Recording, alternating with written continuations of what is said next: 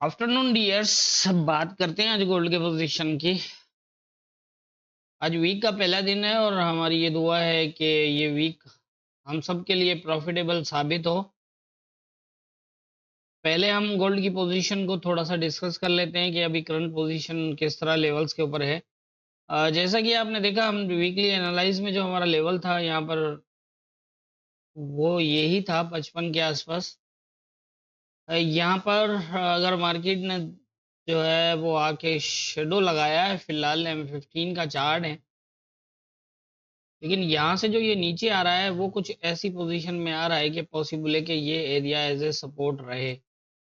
अब प्रॉपर अगर सपोर्ट की बात करें तो इस टाइम यहाँ पर कोई सपोर्ट टेस्टेड नहीं है, क्योंकि ये एक माइनर एरिया बनता है, यहाँ से भी सपोर्ट ले सकता है। लेकिन 42 से 34 काफ़ी इम्पोर्टेंट एरिया है। ये एक एज ए सपोर्ट अच्छा एरिया बन सकता है, और अगर ये ब्रेक होता है तो फिर 12 से 4 का एरिया होगा।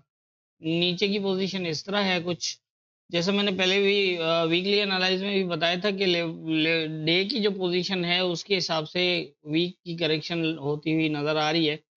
ऐसी पोजीशन में आप देख रहे हैं कि डाउन साइड ज़्यादा लगी है। आज भी अगर देखें तो एक अच्छा खासा डाउन होके दोबारा इसने जो है वो रेजिस्टेंस टेस्ट किया, लेकिन यहाँ पर पोजीशन जो है वो कुछ इस तरह दिख रही है कि पॉसिबल है दो चीज़ें हो सकती हैं। अगर तो ये इस एरिया को प्रॉपर टेस्ट करता है और यहाँ से अगर बुलिश होता है तो फिर फर्स्ट टारगेट, और इसके बाद जो है वो ये सेकंड जोन होगा 66 से 72 का।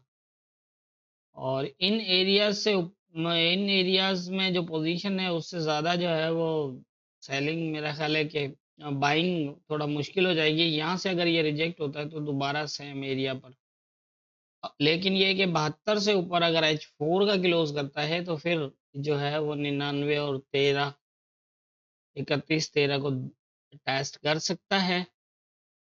इस एरिया से 72 से ऊपर H4 का क्लोज चाहिए मजीद बाइंग के लिए, अदरवाइज ये यहाँ से रिजेक्ट हो सकता है।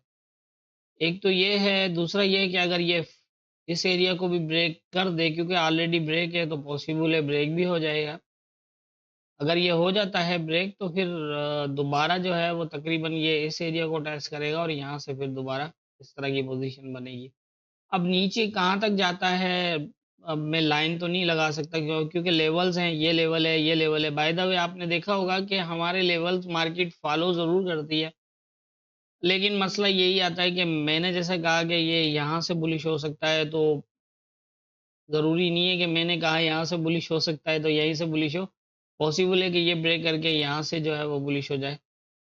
तो यही है कि ये आप लेवल्स जो है वो मार्केट को लेवल्स के ऊपर फॉलो करें, और जिस तरह की पोजीशन बनती हुई दिखे आपको, मैंने सारे सेटअप्स में 15 के बताए हुए हैं आपको लेवल्स के ऊपर कि किस तरह की पोजीशन के बेस पे जो है वो किस तरह पोजीशन जो मार्केट है वो मूव करती है। तो आप पहले ही अच्छे से जज कर सकते हैं M15 के सेटअप्स के हिसाब से। अभी जो करंट सिनेरियो है यहाँ पर, क्योंकि ये इसको शेडो लगा के आया है, तो ये या तो दोबारा टेस्ट करेगा इसको या फिर इसको ब्रेक करके इस जोन को भी टेस्ट कर सकता है। लेकिन ये है कि ये डिपेंडेड है इस लेवल पर 3005 वाले पे। लग तो यही रहा है कि 3005 के एरिया को ये टेस्ट करे और उसके बाद फिर यहाँ से कोई सेटअप बनता है तो फिर ये मज़ीद इस तरह बन सकता है। क्योंकि यहाँ पर अब हम अगर देखें लेवल को ब्रेक किया है, लेकिन 1 2 3 अच्छे बुलिश क्लोज हैं इस सपोर्ट के ऊपर, और ऊपर से अगर ये सेलिंग भी की है तो एक एक बेरिश एक बुलिश, और उसके बाद 3 बेरिश, और फिर जो है वो स्लो स्लो नीचे। मतलब यहाँ पर लग तो यही रहा है कि ये यहाँ थोड़ा स्ट्रांग है। लेकिन ये है कि अगर यहीं से ऊपर चला जाता है, अगर ऐसा भी हो सकता है क्योंकि ये सेंट्रल एरिया है, यहाँ से अगर ऊपर चला जाता है, इसको प्रॉपर टेस्ट करता है और यहाँ से दोबारा, क्योंकि ऐसा हो सकता है, तो फिर जो है वो फर्स्ट टारगेट यही होगा। फिर आपने ये दोनों पोजीशंस देखनी होगी। अगर ये प्रॉपर टेस्ट करके रिजेक्ट हुआ तो फिर इसको ब्रेक करने के ज़्यादा चांसेस होंगे, क्योंकि ऑलरेडी ब्रेक है।